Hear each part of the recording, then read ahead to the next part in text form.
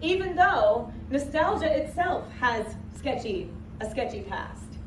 Nostalgia, which is defined as a sentimental yearning for a former happiness of a past place or time, it actually used to be considered a psychological disorder. You could get put into an asylum if you were seen to be suffering from nostalgia.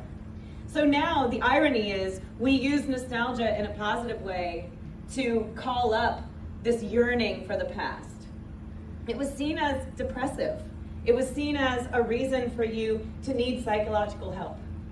But now it's seen as something that we seek. We strive for the thing for which we yearn from our past. So ironically, nostalgia has become a positive. Why else does storytelling work? Storytelling works because of aspiration. We aspire to something. We aspire to something that someone else has. That's why we talk about keeping up with the Joneses, right? How many of you have ever had a buyer who has champagne taste on a beer budget? They are aspirational, right? Or that buyer who says, I'm sick of being a renter, I want to buy, what do I need to do to get there?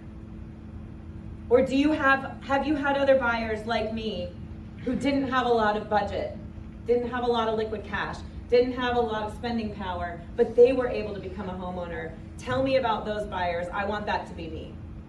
You're telling the story of aspiration. And there's a lot of great companies that use aspiration. Of course, car companies do it all the time, especially luxury vehicles, right? Any luxury product uses aspiration as their story.